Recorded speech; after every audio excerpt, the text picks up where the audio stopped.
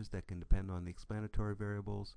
So also in this case, we'll typically let the marginal parameters first depend on explanatory variables and not use the association parameters as a function of explanatory variables. That would be the second stage modeling. Now, that's the general framework. Now, a very important special case, something that I've been involved in quite a bit, is to have take P as equal to T and to think about the outcomes as appearing in a short time series. So, for example, if I'm thinking about a commercial auto claims kind of situation, a battery company has automobile or has commercial claims for all of its cars, and then the claims from one period to the next period to the next period would be a vector of claims for that company, and then I'd have a cross-section of companies. So that would be a longitudinal data kind of setup. The reason that I focus on that in the insurance context is that we have an extensive literature on linear longitudinal models and their connection to something in actuarial science called credibility theory. And so the next step that many people in practice are working on right now would be to take some of the more recent generalized linear mixed models with random effects and to handle extensions to medium and thick-tailed distributions. And so we'll be presenting the copula with regression as an alternative to that approach. Just as an example, here's a project that I worked on a few years ago. These are claims arising from bodily injury liability. So now the subject or the unit of observation is a town in Massachusetts. For this particular thing that was published, we have 29 towns, and in this case TP is equal to 6. So we did run gamma regressions for each margins, and the explanatory variables that we had were not too many at the town level, but we had things like population per square mile, density, and then a measure of wealth, and that is per capita income.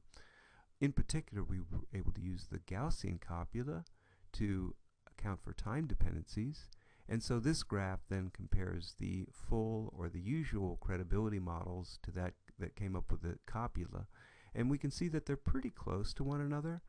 But one of the advantages of the copula that we'll be talking about as we go through is that we'll also be able to give a distribution behind each estimate, and in particular we'll be able to give a range of reliability such as through the copula percentile.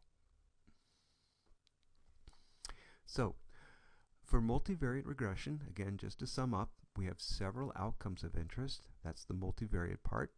We have several variables that are available to explain or predict these outcomes, and that's the regression part. And typically, the reasons that have historically been given for multivariate regression has been a sharing of information amongst the outcomes. Sometimes this is quickly said through the SURE acronym, seemingly unrelated regressions. And so this is most helpful for small data sets. It's an efficiency argument. And that is, if I have just 29 towns, it makes sense to somehow connect the 6 years that we have. And that's very, very helpful in actuarial science in particular. There's many small data sets, but we also have large data sets. And so the multivariate regression would even be of interest in these large data sets if our main scientific interest is to understand how outcomes are related.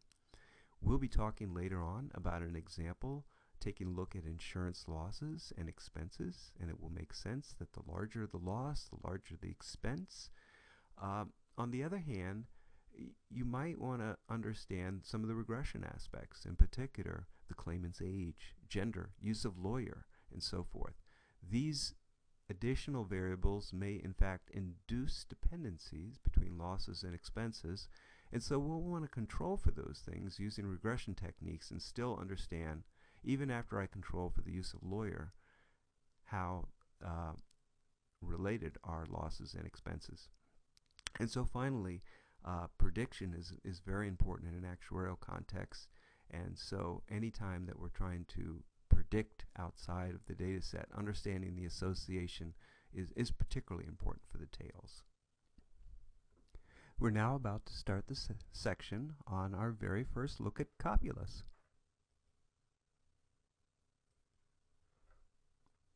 So a copula, sometimes pronounced copula, is a word that derives from a Latin noun, and that just simply means to link or to tie two things together. Even though we use this word a lot in probability and statistics, probably it's more often seen in linguistics, music, and medicine. In linguistics, a copula is used to link the subject of a sentence with a predicate, and that's where you see the word copulae as plural as opposed to copulas. In music, linking notes to a melody. And then in medical terms, you can see the copula is a part of the tongue and throat area. Yeah, that little yellow shaded region down there. In any case, we'll think about a copula as just linking or tying things together. And so there have been a number of papers in the statistics and actuarial literature that make plays on this word about linking, tying things together. Understanding relationships, the joy of copulas, etc. And I have to admit that I have not been above making those little word plays, and so the question is, which one did I write? And I'll reveal that answer very soon. As a matter of fact, and this data is based on the paper Understanding Relationship Using Copulas. It's a data set that comes from the Insurance Service Office, ISO. There's 1,500 general liability claims, and associated with each claim amount is an expense. And so you can think about this expense as the lawyer's fees, the claim investigation expenses and stuff. And so it makes sense that the more severe the event, the bigger the expense, the bigger the loss. And you can see from the graphs just below, there's a very strong relationships between the two.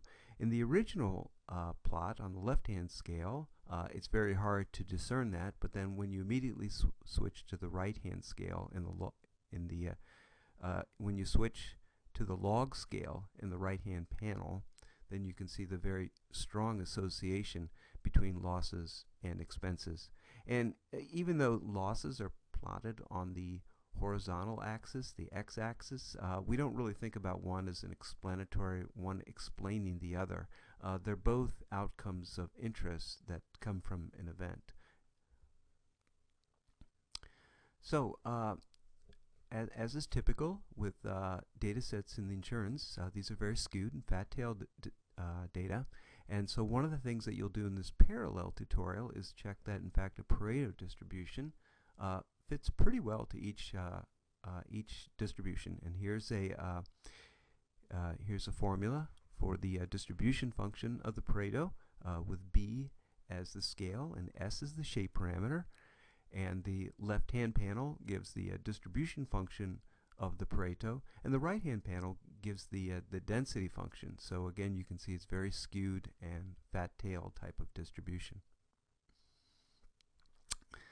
Now, one of the techniques that's used quite a bit in copula modeling is the probability integral transform. And this is a technique that oftentimes people get exposed to it in their first course in mathematical statistics, but sometimes they forget about it because it's not given as much prominence.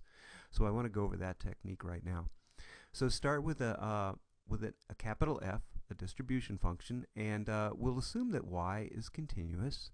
And then the result of the probability integral transform is that if I take a transform of y using f, the distribution function as the transform, to create a new random variable z, then the result is that z has a uniform distribution on 0, 1. And that's called the probability integral transform. And as I like to do with my